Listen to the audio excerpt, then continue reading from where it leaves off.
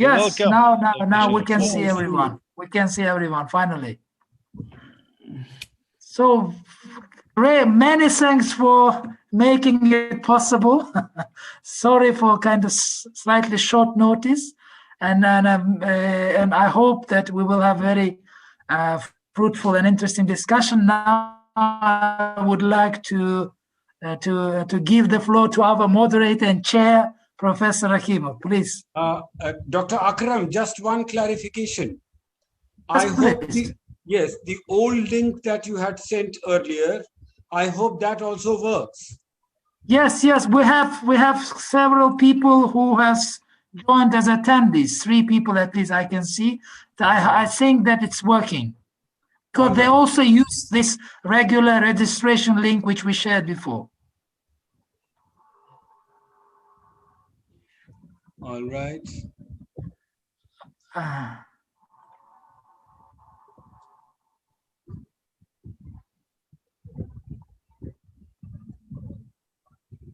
Okay, fine then. Yes, I suppose we can start. Okay, thank you very much. Professor Rakhimov, please.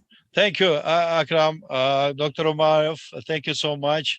It's extremely to see all my, it is nice to see all my friends from, I think we are sitting in the 6 capitals because we are 5. 6, actually probably 7 capitals because Akram not in Tashkent now.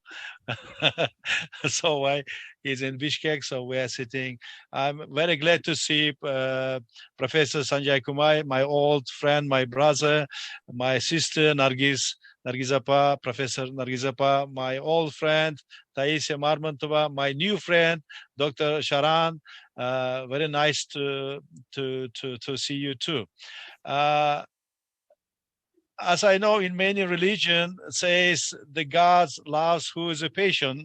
So we are patient. This panel to joining to Zoom, and let me also congratulate you from last day holiday. I mean, it was holiday and the victory in World War II. It's also to I think all nations is participated on this war against the fascism, and it's so good that we are discussing relation between the Central Asia and South Asia for a number of reasons.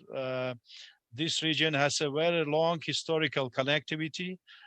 We all here as a historian and political scientists, we know about it.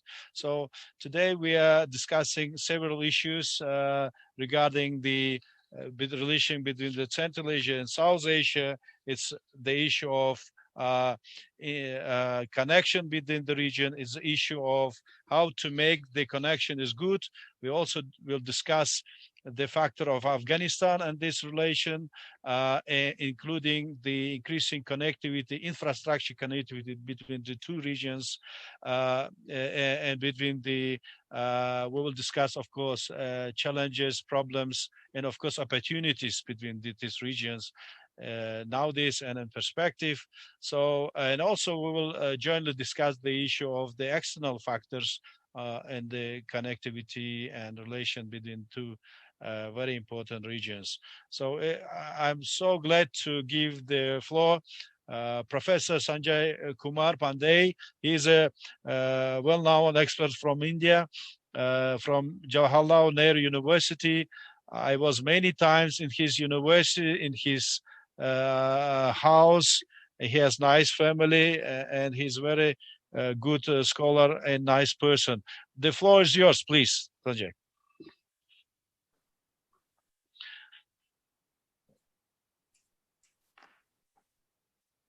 We will have 5-6 minute presentation, and afterward we will have probably Q&A section, right?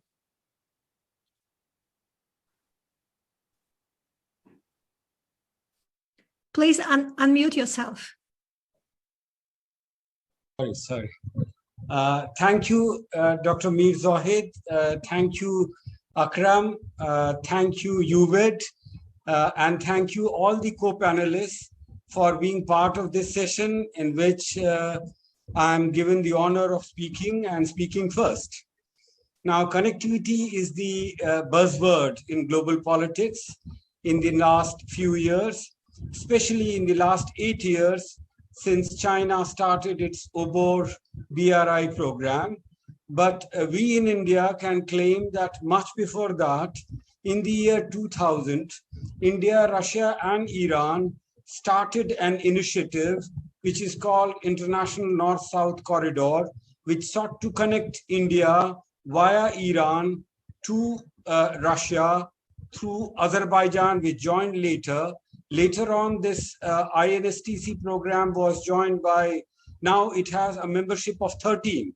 It includes 3 of the Central Asian countries, Kazakhstan, Kyrgyzstan, and Tajikistan, and hopefully Uzbekistan will join very soon.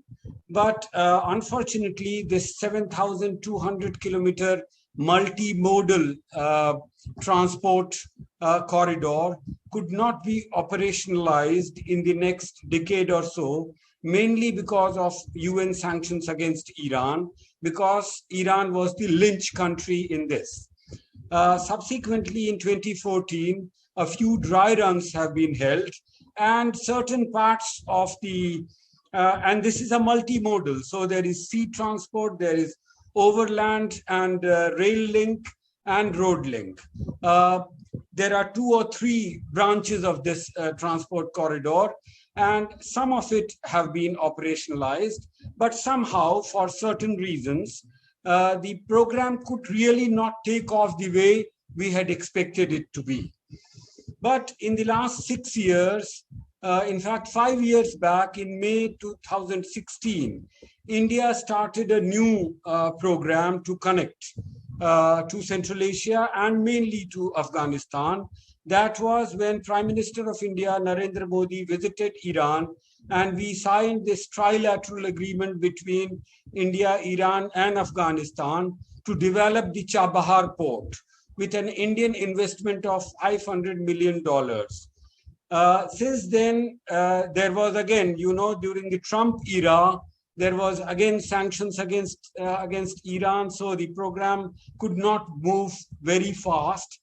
But in the last 5 months, since January this year, India has taken many initiatives to start the programs. For example, 2 cranes of 140 tons worth 25 million were transferred. These are Italian-made cranes. They had been transferred to the Chabahar port.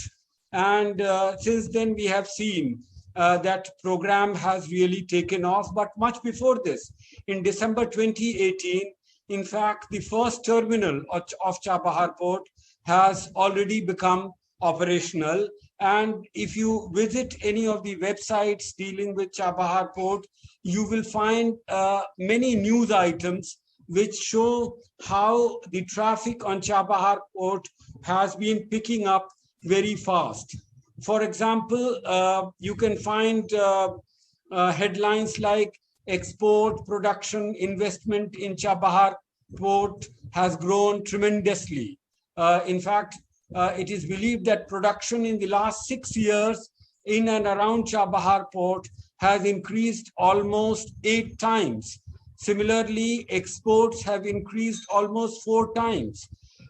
You also find that Chabahar port is already used by a number of countries, not just India, but countries like, for example, China, to import marble from Afghanistan.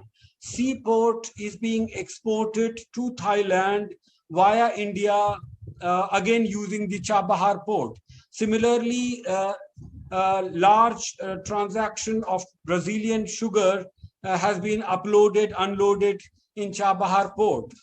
So in this way, we are seeing activity on the Chabahar port, and we believe, and Uzbekistan, in fact, has been invited to join the Chabahar port and also to join the INSTC. India has recently, 2 months back, on the occasion of Chabahar Day, the Foreign Minister of India proposed first that Afghanistan and Uzbekistan should be allowed to join the INSTC, International North-South Corridor, and that Chabahar port should become part of the INSTC. Earlier, INSTC was using Bandar Abbas. But you know, Chabahar port is much easier. It is closer to India, and of course, you don't have to pass through the narrow Strait of Hormuz. So this is how India is seeking to connect to Central Asia and to Afghanistan. The stability of Afghanistan, you know, India has invested more than $300 billion, $3 billion in Afghanistan, and India hopes that through this investment and economic development of Afghanistan, the situation will stabilize there. So in this way, Chabahar port is likely to play a very important role in connecting Central Asia and Afghanistan to the outside world so that they can freely trade with other countries of the world. So thank you very much for giving me this opportunity. I hope to get some questions or interventions by my co-panelists, and would like to join the discussion later. Thank you once again. Thank you so much, Professor Pandey. You are the first because you are a wisdom person. So first goes wisdom, then goes beauty. And we have two flowers in our team. With great privilege, I would like to give the floor Taisia from Astana. Please, Taisia. Thank you so much for possibility to share with you my ideas about futures of connectivity and futures of mutual cooperation. And I want to make the attention of recent situation of coronavirus. In last summer, a very difficult situation have a place in Central Asia. Just such situation we can watch in India, and I want to analyze, I want to make the comparison with it and try to make the conclusion about solution of the situation and possible chance of cooperation. Just a moment. I want to share with you my screen and hope that make the impressions of my papers small better. So at first, the roots of connection between South and Central Asia is very deep.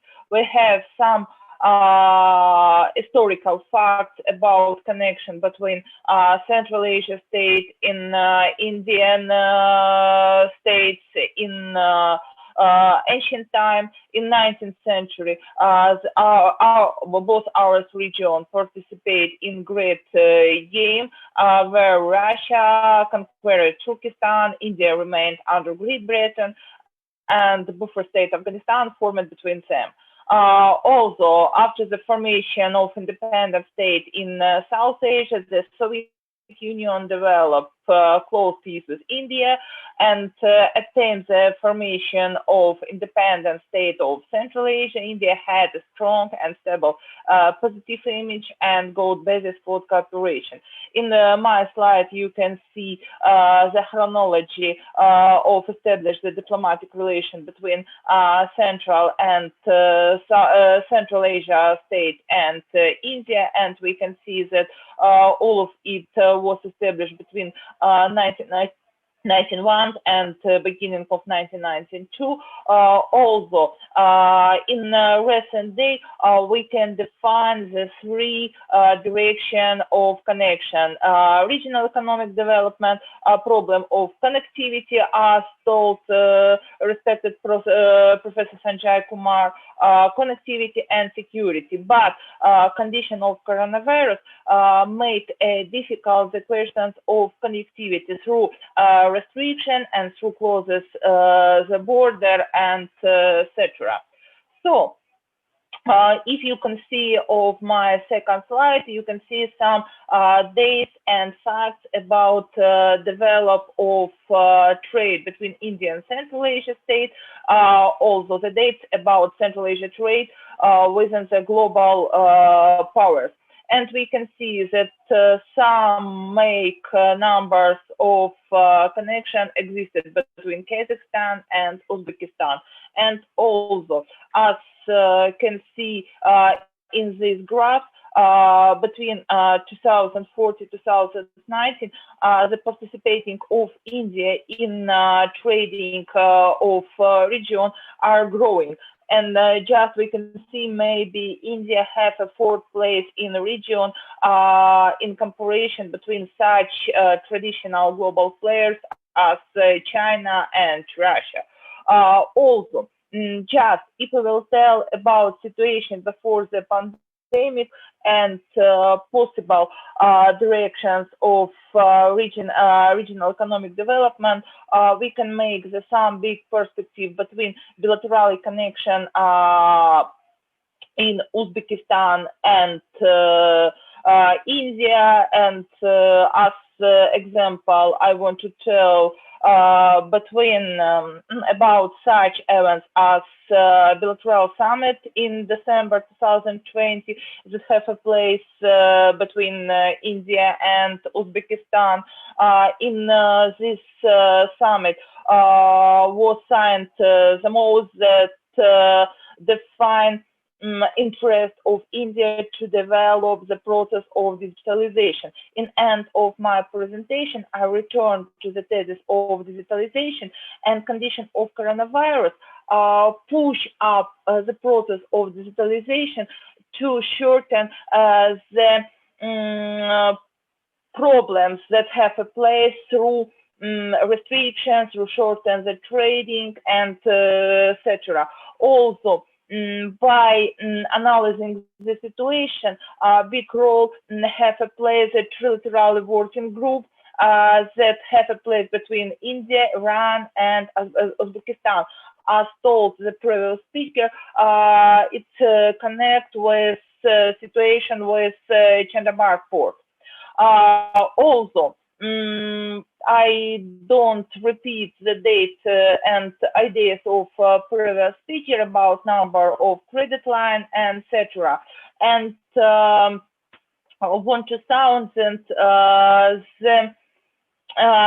the escape assessment about influence of pandemic to trade. Global trade as a whole declined by 40.5% in 2020. And some big influence pandemic has and export import occurred in South and Southwest Asia, and countries of North and Central Asia had the worst export performance, 24.4%, mainly due to sharp drop in pesos. And very difficult to make the strong conclusion about possible exit from such a crisis, and some general experts told about end this year, and after end this year can be possible to tell about really scale of the problem. So I hope that it's absolutely well known for all of us that interest of India in our region define two big programs: Connect Central Asia and Extended Neighborhoods.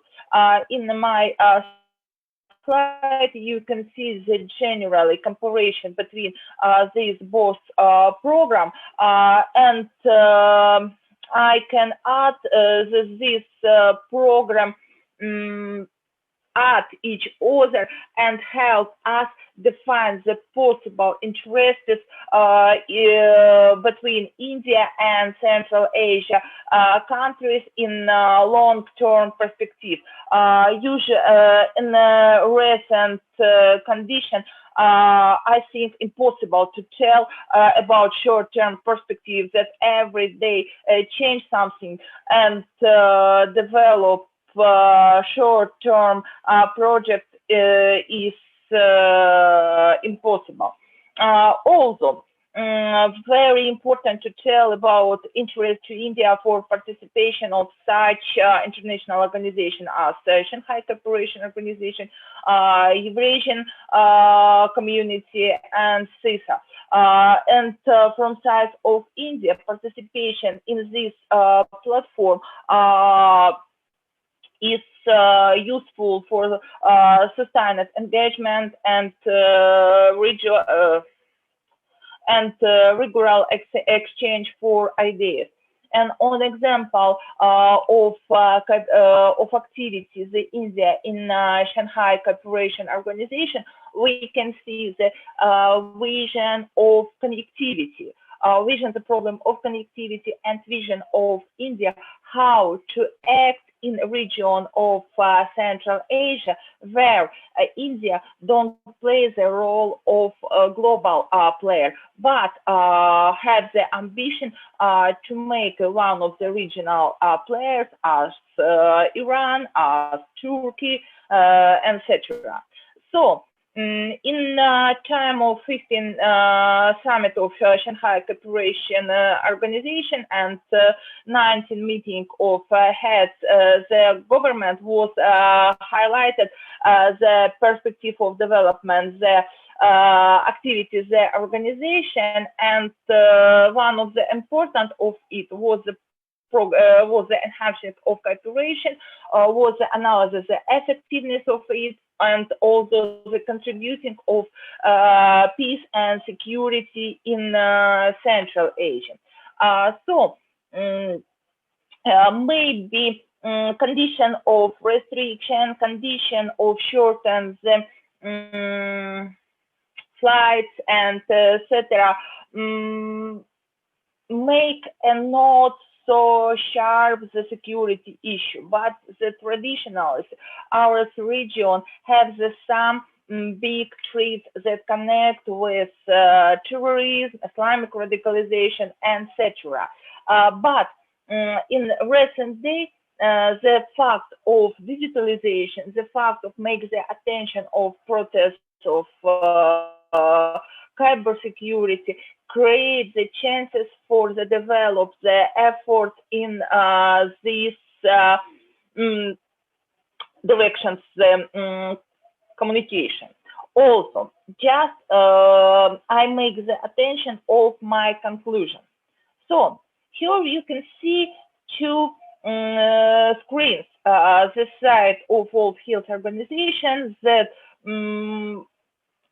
show the number of cases with coronavirus crisis, and through of it maybe one of the possible solutions for changing the situation and for the creation the new condition of cooperation, maybe some changes in public administration, and through of it some changing by the organization of connection.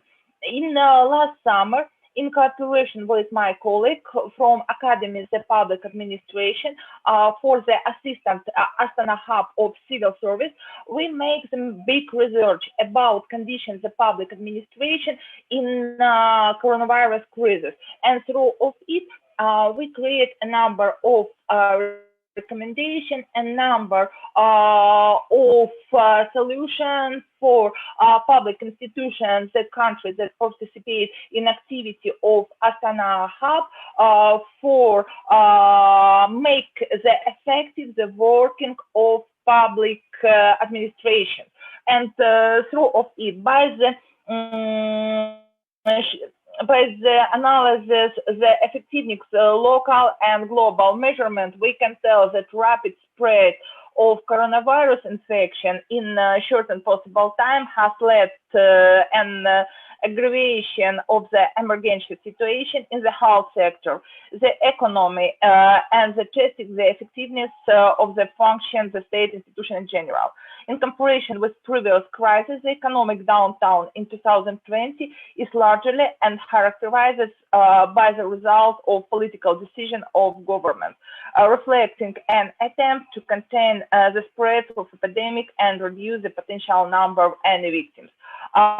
Poor countries, along with destabilization of health system, mass unemployment, and low levels of basic service, are already beginning to face a food collapse. The issue of continued existence of the most vulnerable segments of the population, the disabled, elderly, children, labor migrants, refugees, and become acute. And the new situation requires the urgent and very swift adaptations and use laws in order to legitimize the government's response to crisis and to take the extraordinary response to epidemics. And my last point connected with analysis the situation for short and long-term perspective. The spread of epidemic shows that all states are vulnerable regardless of the level, the economic development, the characteristics of the political system, or a capability of healthcare system. At the same time, most of losses of damage incurred by state during the global pandemic are associated with underestimating of the situation, risk of biological safety, and lack of experience in response measurements. The response to epidemic has revealed regulatory problems at almost all states.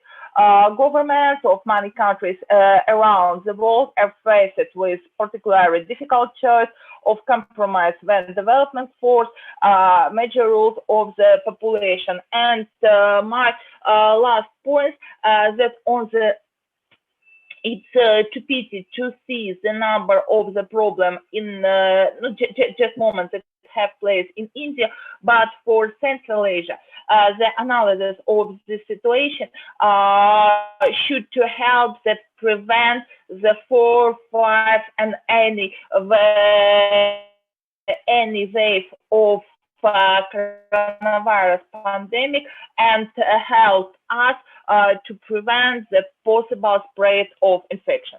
Thank you so much.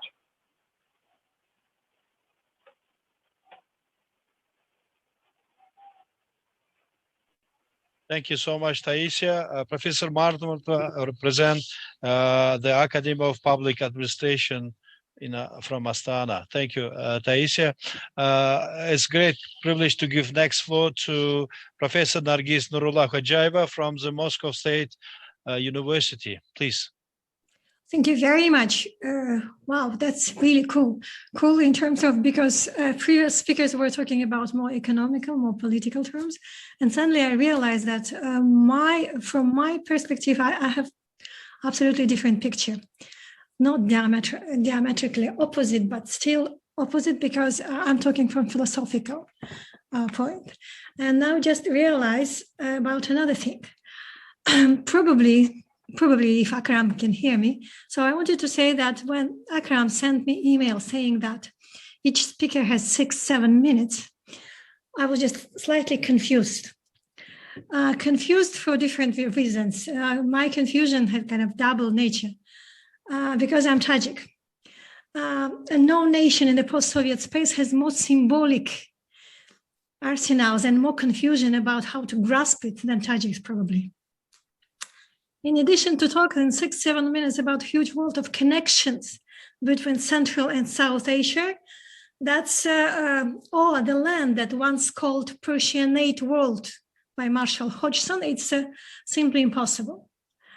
Of course, Taisia already mentioned that we dream about, yes, when it's over and we can get together somewhere in beautiful Tashkent and talk not just 6-7 minutes about this, but still, COVID-19 pushed us, all of us indoors, and posed on our screens complicated questions. Are we capable of overcoming the barrier and isolation and get the meaning of different centrality and non-linearity of nature and our land? Reflection does not suggest to be friend with the virus. Instead, it offers to reevaluate our relationship with world and complexity and find something and find a way how to trust humanity. We need probably to talk about sciences, but without the ideology of different separations, including on nature on one side and people on another side. It is more about non-linearity and we're not used to it, I know. Such setting might recall to some of us Bakhtin's remark. Bakhtin is one of outstanding Russian culturologists. He said that we raise new questions for foreign cultures and ones that it did not raise itself. We seek answers to our own questions in it. And the foreign culture responds to us by revealing to us its new aspects, new semantic depth.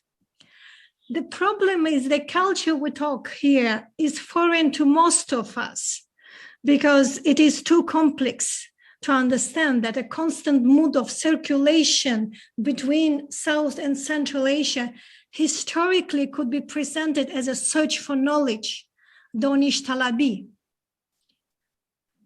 It is what is remarkable probably to mention here Bedil, outstanding poet of Mughal era. He said, "Ro bahind ovardani sohib dilon az bahri chist, zindagi oyna ro mohtoji khakistar konad." Please do not expect translation. Let me just say that Bedil in those two lines managed to present the whole world of complex, non-linear circulations. In this sense, Bedil's nonlinearity does present some ideas, opportunities for us to discuss and to consider probably. The first one, poet reminds that geography is our destiny. Centrality of Central Asia might be kept through the kind of open regionalism that existed in this land from Sogdian time. Perhaps modern countries should focus less on preventing brain drain than on opening domestic channels for the release of intellectual energies. The second, attempts by external forces to control the region have never proven sustainable. The most important thing in this context is that security, whenever it existed, came more from within than from without. Hasn't our neighbor, Afghanistan, provided a modern discourse scenario for all of us? Didn't the occupation and devastation of this country with its delightful ethnic mosaic, not national scale at all, gave us reason to think that rationality without donish talabi, without search of knowledge, with for knowledge, with recognition, accepting the other, raises a wave of violence. That's the second. The third one, consider and think more on major role of intellectual communities of cosmopolitan cities like Samarkand, Bukhara, Herat, Delhi, Kashgar, and many others. The resilience of these intellectual cities used to promote patterns of acculturation to Islam, interweaving religious, literary, commercial, spiritual, manufacturing traditions. The issue is Samarkand can be presented as a cosmopolitan solo city.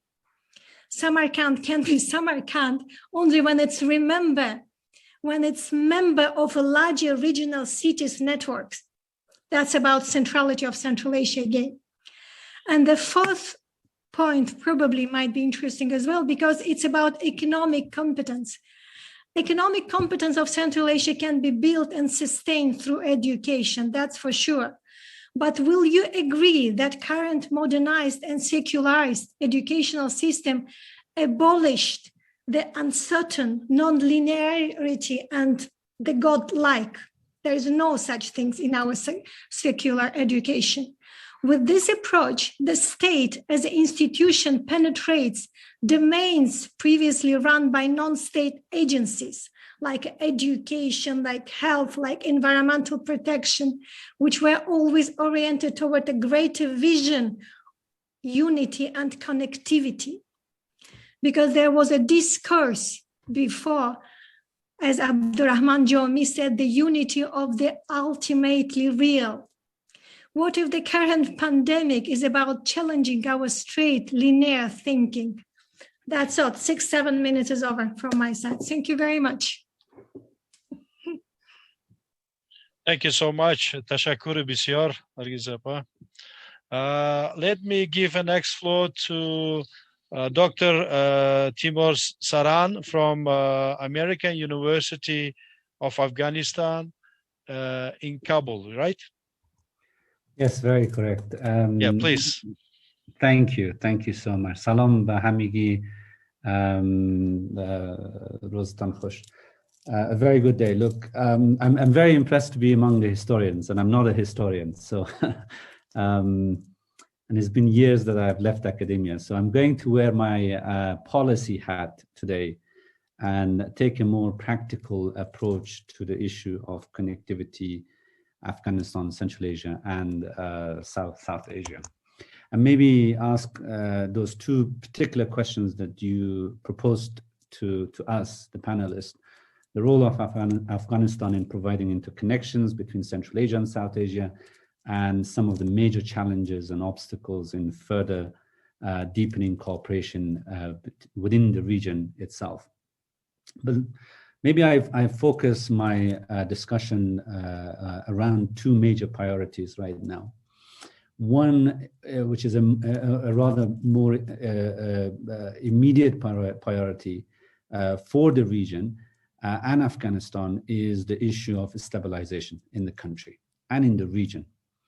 And the second one is the issue of connectivity, the sort of a medium to long-term approach to the issue of Afghanistan, and how to change incentive structures within the region itself, within the neighbor, Afghanistan's neighbor, and also the wider near neighbors' interest, so that we move towards a rather more connected region.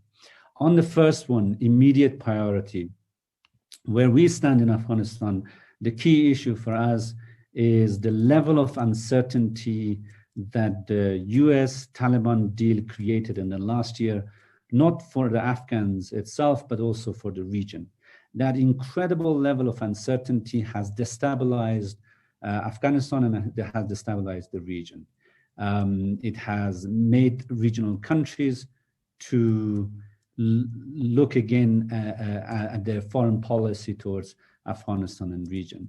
And in the last 2 decades, the region, including Russia and China, Iran and Pakistan, have looked at us through the lens of NATO and American presence here. The military presence of the Americans and NATO in Afghanistan, and the magnificent failure of and blunder of US Taliban deal, and the way that deal was carried out is just incredible and bewildering. And that itself, to us Afghans, present an excellent opportunity to redefine our relationship with our region, with our northern neighbors, with our southern neighbors. The departure of NATO and the US will hopefully enable this where the region could come in. And it's no longer an issue of Afghan-owned, Afghan-led peace process. It's actually also a regional-owned and regional peace process. It's time for the region to own the regional challenges that it faces. I heard about COVID-19 and the pandemic, the crisis of the climate crisis that the region is going to face in the next couple of decades, terrorism, radicalization, and so forth. These are fundamental problems that will impact the region. So what the region needs to do, and this is what we are hearing from our regional countries, to avoid hedging for Iran, Pakistan, and Russia and others, hedging in supporting proxies inside Afghanistan by thinking that there will be a worst case scenario, and within a worst case scenario, there will be buffer zones that could be created in terms of securing stabilization and ensuring their security interest. Now, what we are hearing from Uzbek side and our Central Asian colleagues is quite impressive. Impressive in the sense that in the last 2 years, they have played a constructive role in a stabilization process by reaching out to the Taliban, by reaching out to the Afghan state and different elements within the Afghan state, and pushing for a more constructive role in the country. Given the significant level of implications involved in a worst case scenario in Afghanistan impacting the region. So let me conclude the first part, which is that the region ought to come and play a more proactive role and come up with formalizing a regional framework. I do not believe that the Americans are capable and do have the leverage to deliver peace in Afghanistan for the next couple of months. Americans are out, and it is time for the region to play a more active role to ensure stabilization. And we see in Uzbekistan in particular playing a very important role in this process. My second point is the issue of medium-term priority, and that is the issue of connectivity. Now, I don't want to talk in detail because my colleagues have already noted the level of connectivity in place within the region in the last decade, at least from the Uzbek side, we're seeing in the last 5 years. We're seeing more involvement from the Kazakhs and Tajiks. We are one of the few countries in the region that are buying a large amount of energy, gas, oil from Central Asian countries and in cash. And no other countries, very few other countries buying things in cash. Now, we do believe that Afghanistan is the transit roundabout of Asia. And more importantly, that for the first time in the last 5 decades, and I can even go further than that, as some colleagues noted here, that since the Great Game that disconnected the region, for the first time we're seeing a convergence of interest around economic connectivity, trade, counterterrorism, and so forth. And that is promising. That is promising. The infrastructure projects that has taken place in Central Asia, trying to connect through Afghanistan, Uzbek-Kyrgyz China Railway, Char-Bahar was mentioned. Again, Char-Bahar is quite challenging at this stage, given the inroad that the Chinese have made. But again, something that I would love to hear from Professor Kumar on this. Now, what we have been doing, and let me finish here. Afghanistan, the Afghan government, the Afghan state has been desperately pushing for a more connected region since 2014. Our foreign policy has evolved around how to connect the two regions, how to create incentives for the Pakistanis and Iranians to move beyond the security-focused nature of their involvement in Afghanistan to focus on around potential for connectivity. And for that, we are the only country in the region that is fully practice liberal trade policies, that we do not accept significant tariffs on most items in the country. And we have heavily invested in our infrastructure, despite the fact that 40% of our GDP goes towards the war on terrorism in Afghanistan. Overall, we're again one of the few countries that are buying electricity and gas cash from Turkmenistan, from Uzbekistan and Tajikistan. And I can say partly we are sustaining some of the Central Asian countries through our engagement there. Now, let me finish there. There are channels through which we could achieve these two priorities, immediate priorities of securitization and the sort of a medium-term prioritization of connectivity. But more importantly, what we would like to see is more interconnectedness and inter-regional cooperation within Central Asian countries. Because right now, there seems to be a lot of competition within Central Asian countries among themselves for international trade and so forth, at least in relation to Afghanistan in terms of some of the big infrastructure projects that are emerging. But a more interconnected Central Asia as a region would help both India, Pakistan, Iran, and us in the region. Thank you for that. Happy to take some questions. Dr. Saran, thank you so much. Indeed, we're expecting comments and questions after the all panelists speaking. So also I would like to request to all participants of this panel and observers to send their comments, or they make, of course, can comments, but you should put your hand or send by chat, and the panelists will see and reply. So once again, thank you, Dr. Sharaf Saran, and nice to see you. Kush Omadet, I'll say, in our panel. So next speaker is Dr. Akram Umarov. He is now sitting in Bishkek. So Akram, please. By the way, he's teaching lecture to Afghani trainers, right? Afghani experts, please. Yeah. Thank you very much. Thank you very much. Again, once again, thanks a lot to everyone for making this happen. And definitely my current being in Bishkek is a very good sign of our connectivity. I'm in Bishkek, but working together with Afghan diplomats. So it's quite symbolic that we can meet with each other and talk with each other, not only in Tashkent, in Kabul or somewhere else, but all through all the Central Asian countries. It's quite very important and symbolic. So first of all, I would like to thank the previous speaker, Dr. Saran, for making my job much easier. He shared some very interesting insights and thoughts on the current peace process in Afghanistan and involvement of regional countries to these issues. I think what he mentioned that Iran and Pakistan need to kind of try to refocus from security to other aspects, and in order to support peace process. I think this is exactly what has been done by Uzbekistan in a broader sense, by Central Asia during the recent several years. So mainly what we have done, that we have desecuritized Afghanistan for ourselves. Previously, we mainly focused and looked on Afghanistan exclusively from security angle, but now we're trying to put aside the security issues, security threats. Of course, they're important.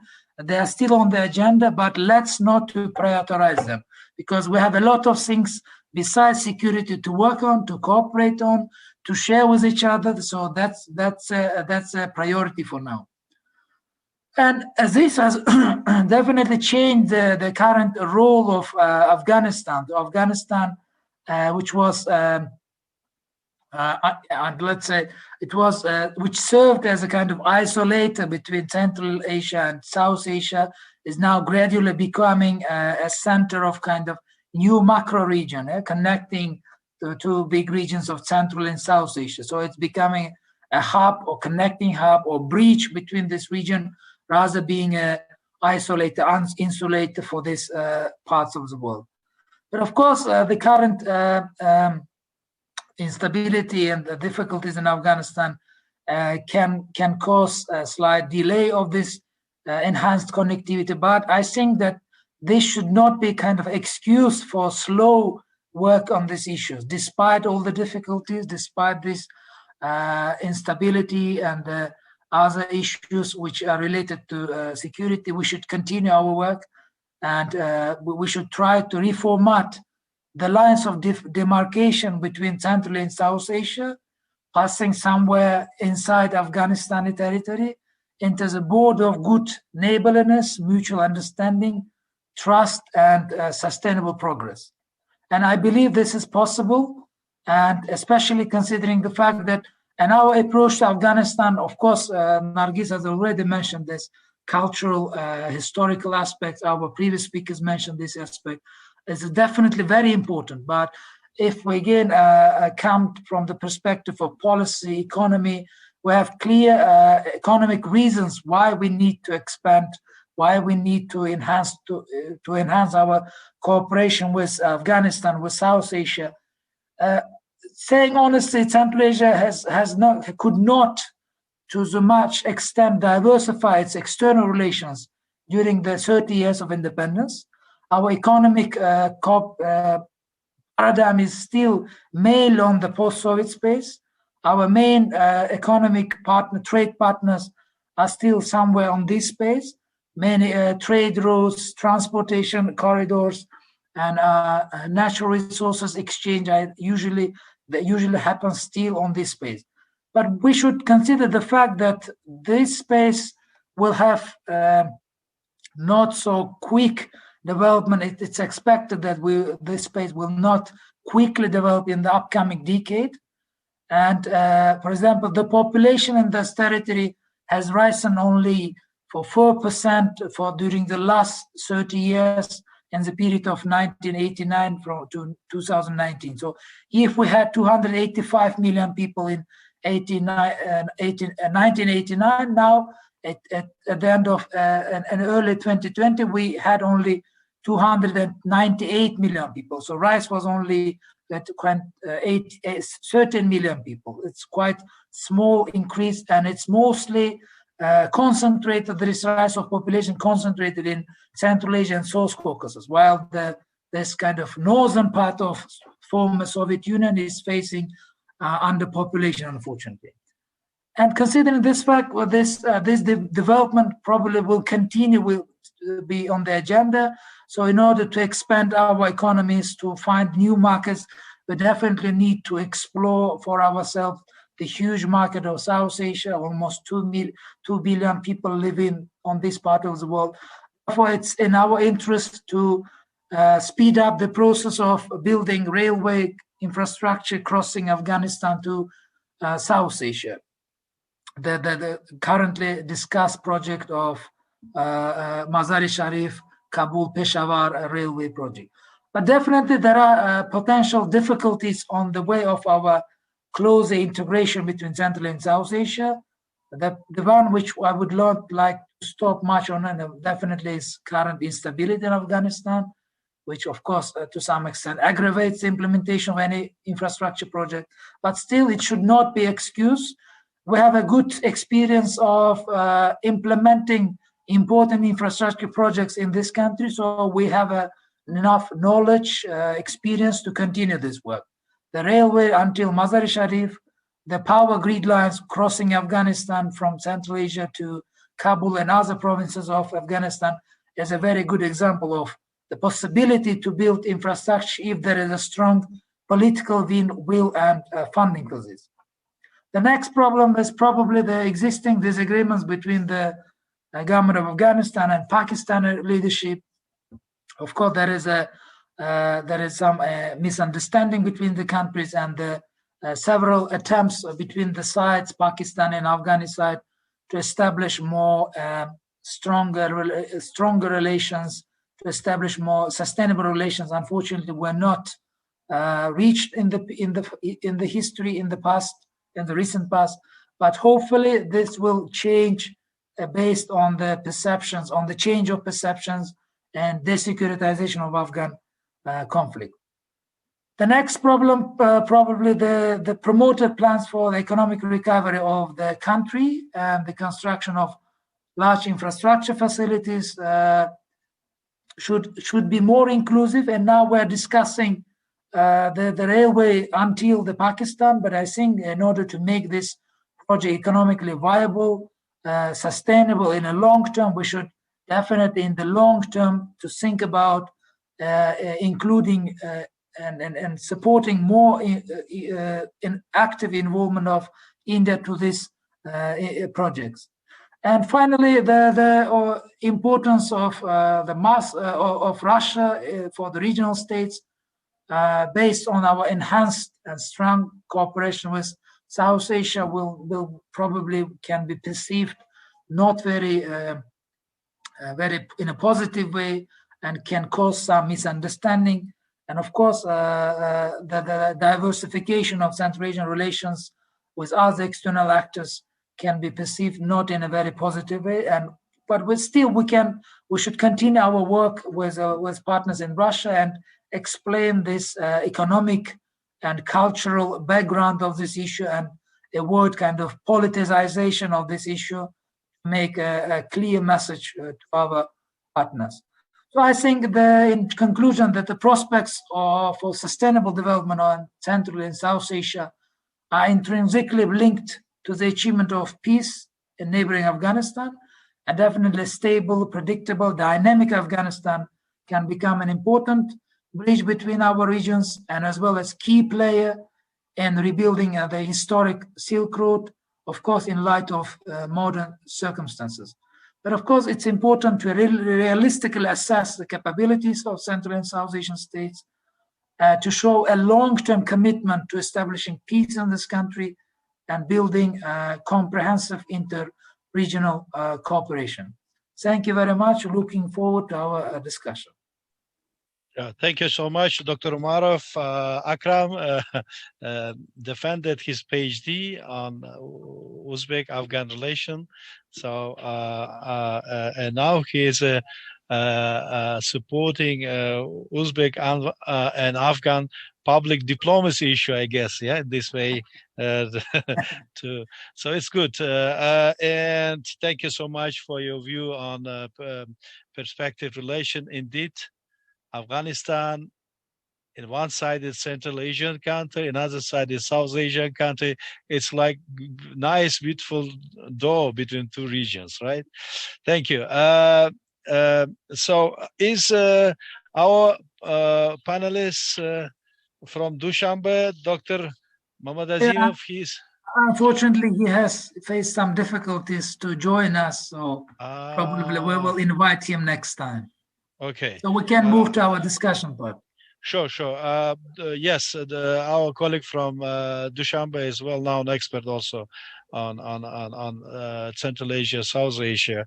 So thank you. We already have several presentations. So I saw a question. I think this is for all panelists, I guess. Yeah, we have a question from MA student from JNU.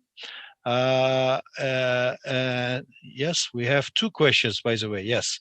So is everyone can read it? The Muhammad Shafiq Sultan question about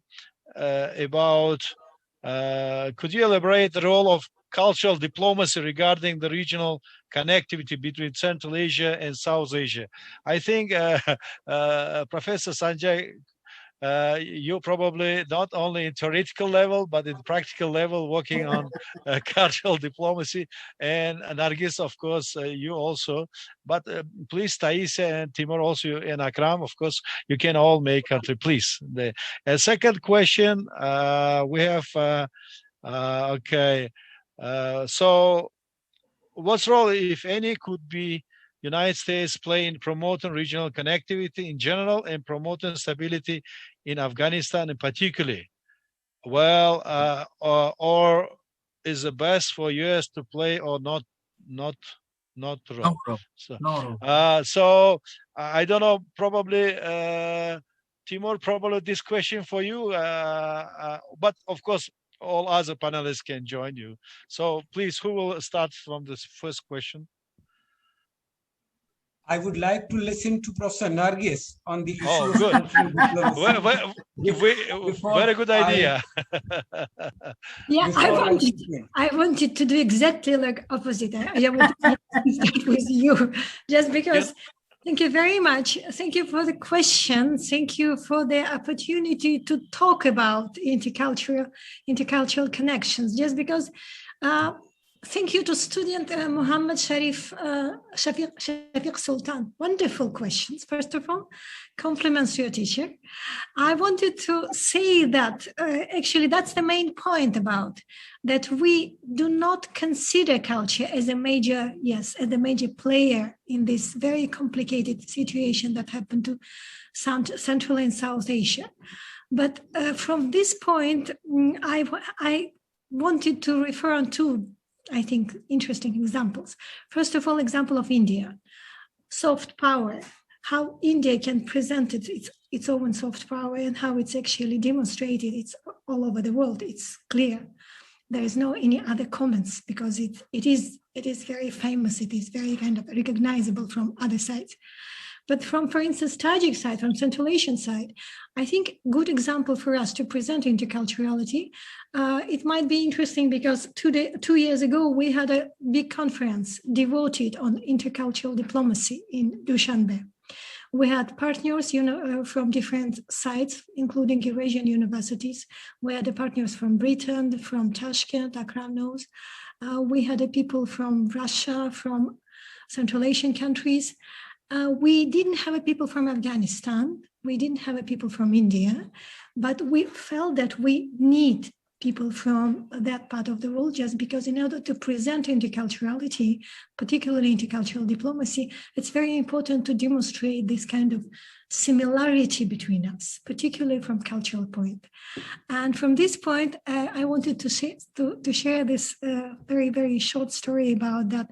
After conference, we had theater performances, and during of the theatrical performances, we had a fragment of opera that was based on poem of Bedil. That's why actually I mentioned Bedil before.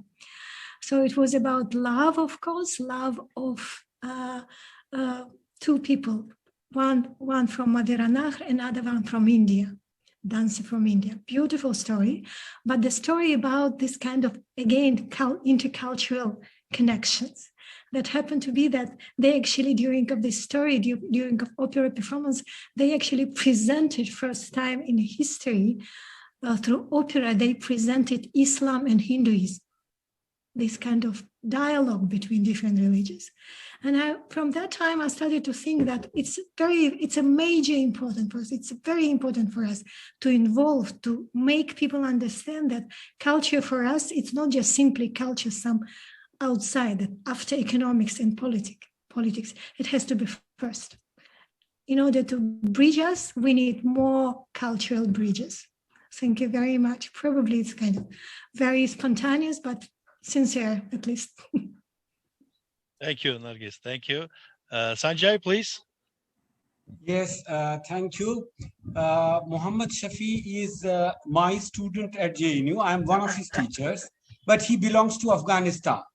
So, and Afghanistan, is a country which has been, we in India sometimes forget, in fact, the newer generation, that till 74 years back, Afghanistan was our direct neighbor.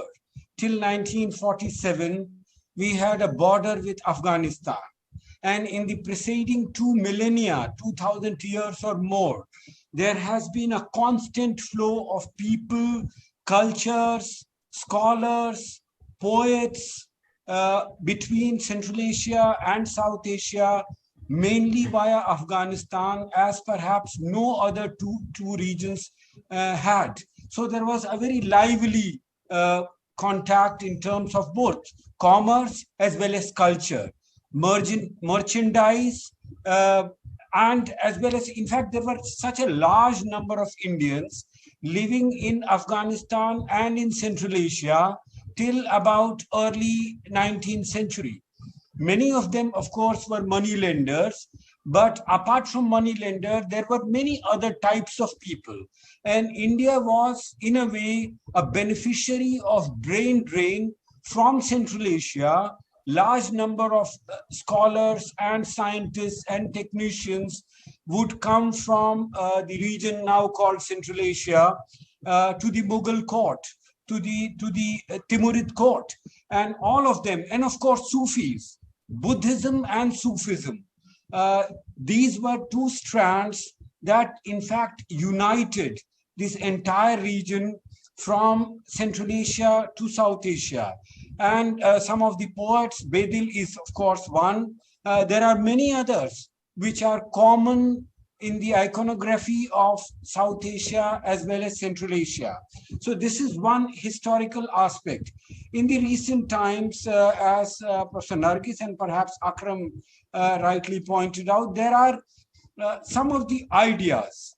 I mean, Central Asia, generally it is said that India can be an example of managing a very diverse multicultural society.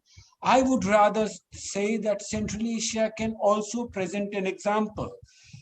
Most of the Central Asian countries, especially during the Soviet era, of course, became very diverse, 100 plus nationalities. And it's not just Kazakhstan, Dr. Tasia, all the other countries also.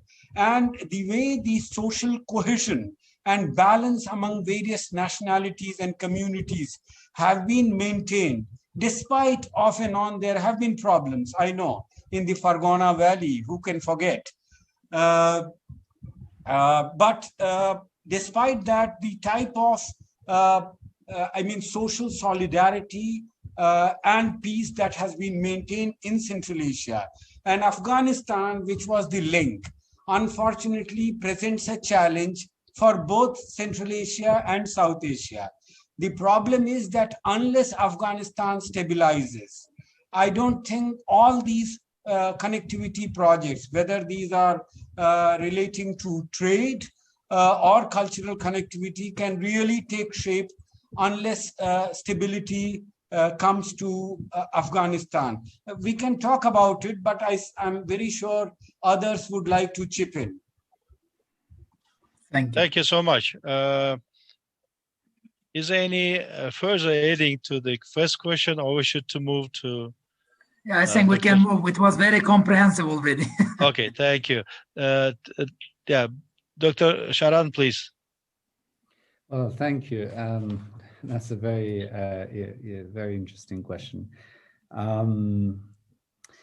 Now, it's always a difficult when you're sort of stuck with a country that has heavily invested in Afghanistan for 2 decades, to talk about that country and say where there's U.S. stands. What is clear historically is that in the last 2 decades, that the Americans have miserably failed in terms of generating a regional framework in Afghanistan, within the region. It has a terrible relationship with Iran. It has absolutely no leverage over Pakistan. Its relation to some Central Asian countries limited. So it hasn't been able to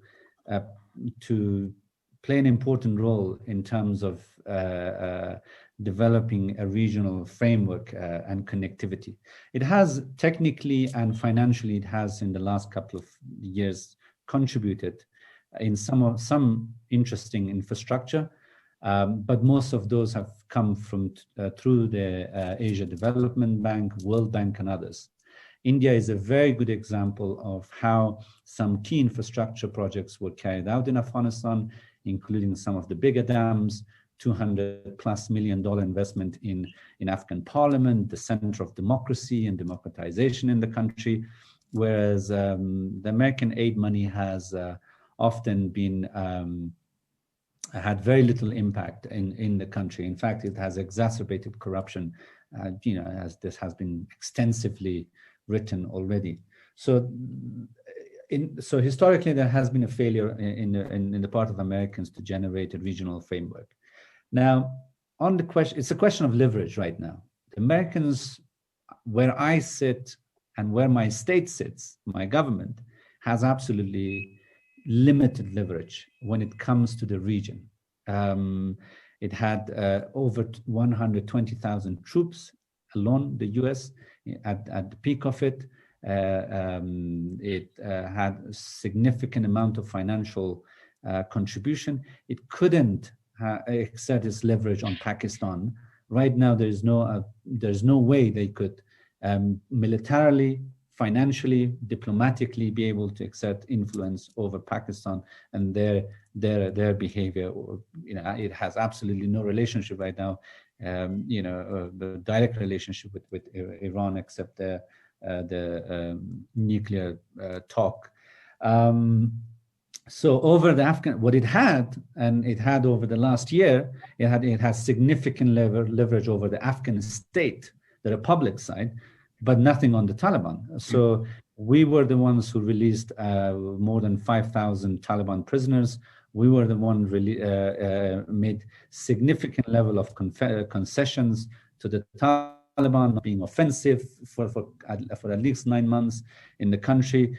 And still, according to the US Taliban deal, if it goes ahead, we need to release 7,000 Taliban fighters, which we have apparently no say. So, but given that the Americans are leaving now by September, and that's a good sign, at least now that they are clear after 6 years that they're leaving, because they sort of left in 2014 and they lingered on for such a long time. So this is a good sign that they're finally decided that they're leaving. But at the same time, the Americans have invested heavily on the new generation, including myself and so many of us, on human rights, on civil society. We have on media. We have one of the most vibrant media in the region.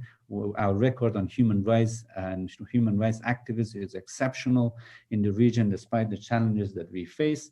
So it has made huge investment. Now, to me, I don't know where Americans are going to be. Historically, where American military has left the place, there has been significant reduction of aid money.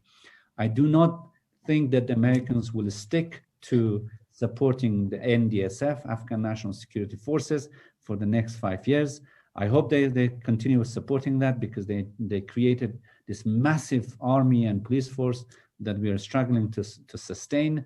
We're hearing that they are going to support, but all of this will come into question immediately after September. Already there has been significant level of reduction of aid money to the Afghan state, and also key sectors of the Afghan economy, which the Afghan state has redirected according to pressure by the US. On the peace process, I don't think the Americans have leverage. I don't think the Americans can deliver at this stage. And we have come to that conclusion that the Americans cannot deliver peace. They haven't been able to do that successfully, and they won't be. I don't think they have the leverage to do that by September. And ultimately, it comes to Afghanistan, the Afghan forces, the Afghan players within Afghanistan, and also within the region to own this challenge. As I said, it's not an Afghan own problem, it's a regional problem. The region is heavily involved here. The tension between India, Pakistan is a significant element. The tension between Iran, Pakistan, and others are a significant player. The role of Russians here is significant. They all have been supporting different elements, both armed groups and also the Afghan state. But overall, I'm very optimistic. I'm optimistic, and I'm hopeful that the Americans will make the right decision in terms of having that mutual respect towards the Afghan state, and understanding that regionally they have a key interest. But if they leave, and if they decide to leave, we will be seeing a more, within the next decade, we will be seeing a more proactive China in the region, given that they have already signed a strategic agreement with Iranians, basically circulating India. I think Pakistan, China are going to be the dominant players within the region in the next decade. Sorry, it was a bit long. Thank you so much. I would like briefly add to this point, if possible. Yeah. Very briefly. Yeah, sure. Thank you very much, Dr. Shahram, for sharing very interesting thoughts. I would like just to add on the issue that I think there is a kind of understanding that the existing approach in the United States to Afghanistan is not very good one, and there is a try to find kind of new decision, new solutions for the situation. And as you mentioned, kind of region-owned, region-led. So maybe the sign of this intention is the establishment or recent establishment of regional trilateral dialogues between US, Afghanistan, Uzbekistan, then later, a year later, Uzbekistan, Tajikistan, and Tajikistan, Afghanistan, and United States. So there is a kind of try how it goes on, and trying to seek for this new kind of approach and to promote regional countries to have more agency and more approach to more involvement in Afghan process. So, Mr. Professor Hakim, there is a attendee who would like to ask question in live. If possible, I can allow him to talk very quickly, please. Okay. Yeah, sure. But before, I would like to ask Sanjay, can you please elaborate the issue of Pakistan-Indian relation in the context of Afghanistan, please? And Tajikistan, Kyrgyz border issues, Nargis and Taisia, maybe you will give a short overview on it. Yes, please, Akram.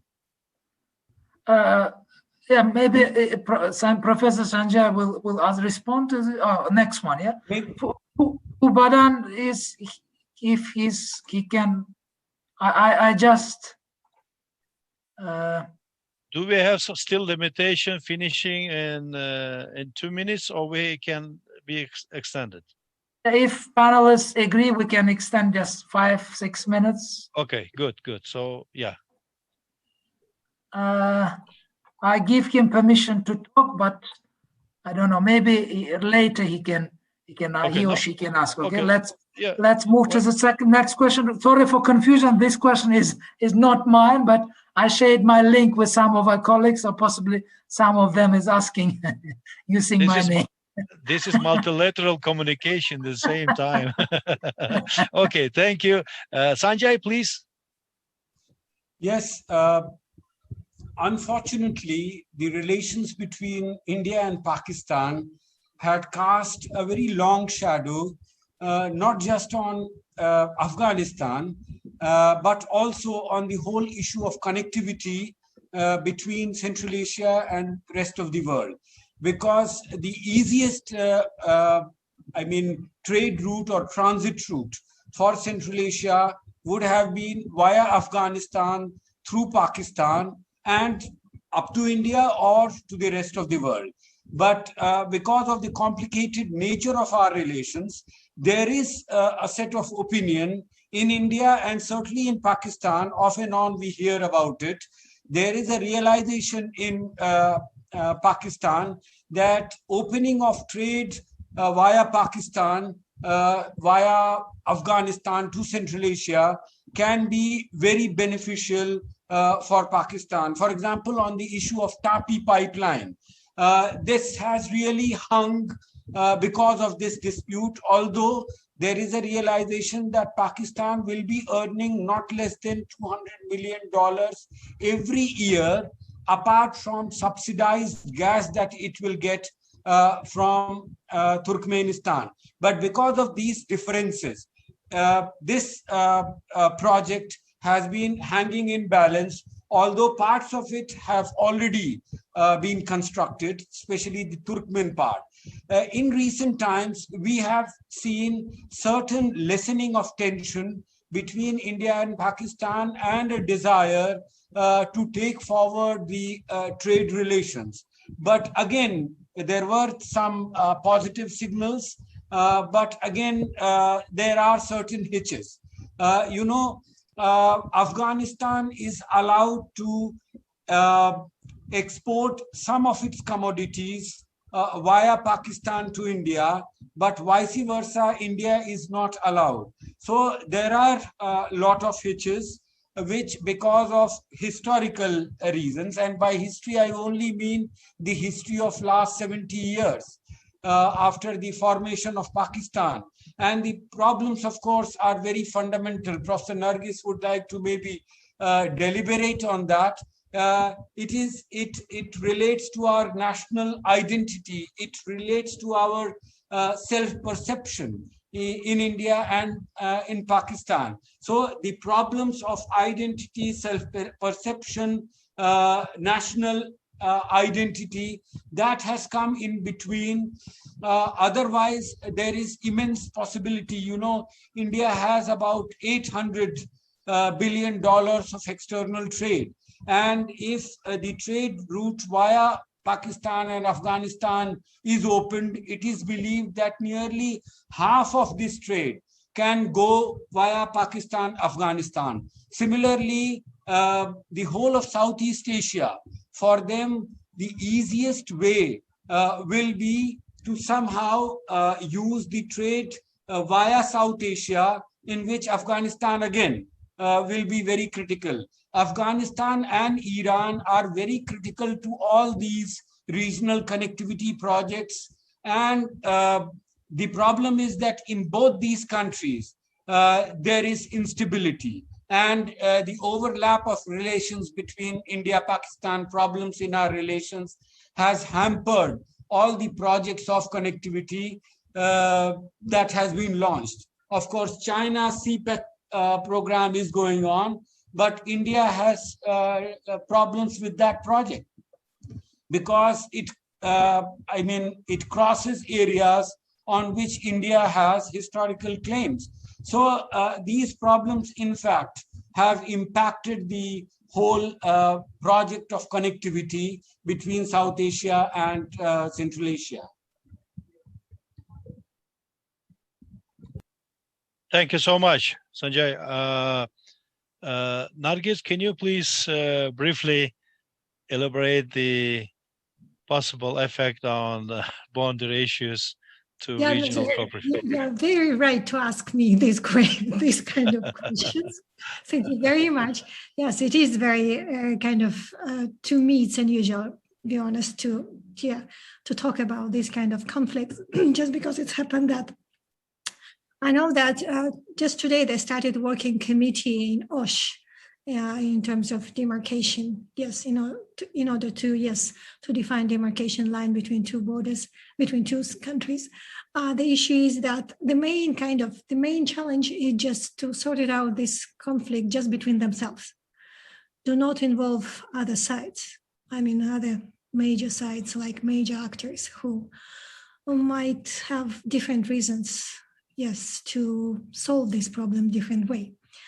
And I think understanding between two leaders is already somehow, they reach this kind of, stage of understanding. And the main point, they probably knew that consequences might be very complicated for both countries, for both miniature countries, as I call sometimes, because they are minor, and plus they definitely not aware about this kind of interest around all these kind of conflicts, and hope they be clever enough to sort it out. Thank you very much. Thank you so much. So, Taisha, do you want to say a couple of words on it?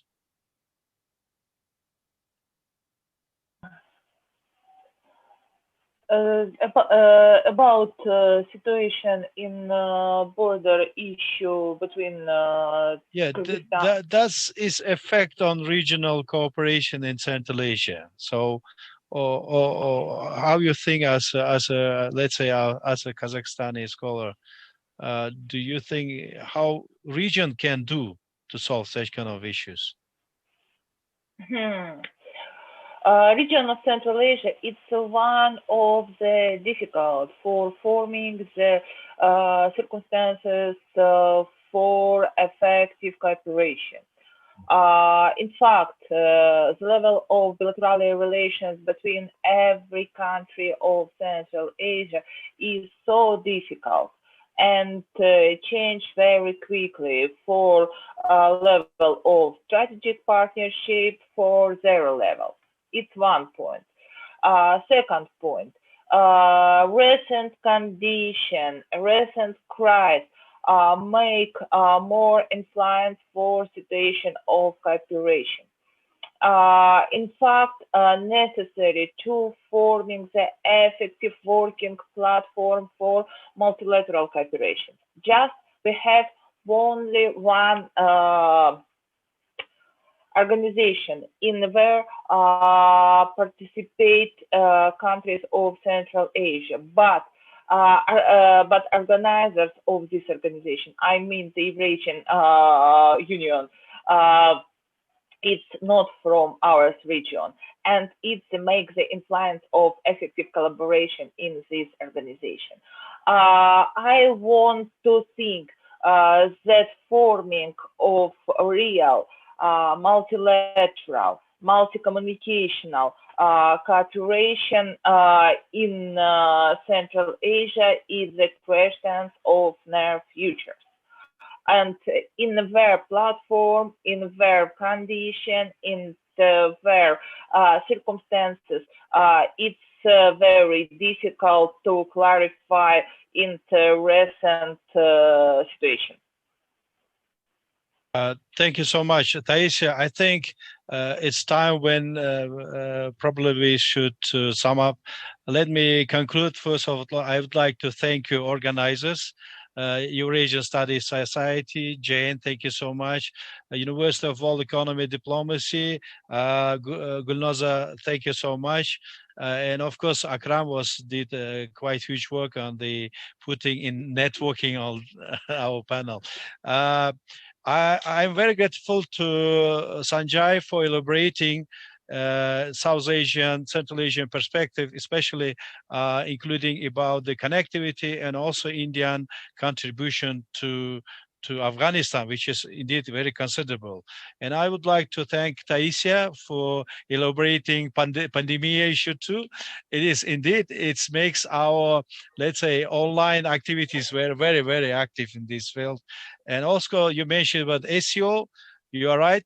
In 2017, India and Pakistan joined SEO, and in a few months later, I was invited to a conference in Delhi. But because the conflict between the India and Pakistan that time, my flight was not 2.5 hours as usually, but 6.5 hours, which is 3 times more. So the logic here comes from Nargis.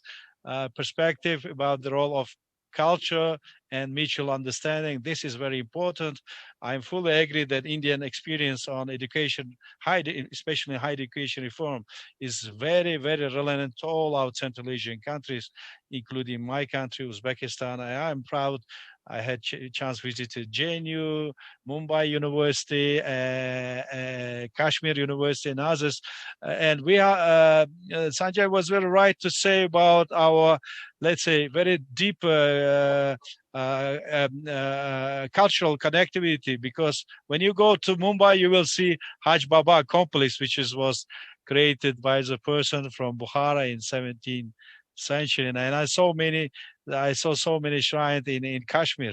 And so we have a lot of gardens which is connecting Central Asia and South Asia. Especially, I was impressed by Sufi musics in a number of Indian cities. So this is indeed, and thank you so much for Dr. Saran for his vision on Afghanistan issue. In Afghanistan, we have a phrase in Uzbek that your neighbor is stable, you are stable. So from Central Asia perspective, of course, we look in Afghanistan as a good neighbor country, and we all wish stabilization because it is door between the two regions, which we actively use it, as already mentioned Professor Sanjay, for several thousand years.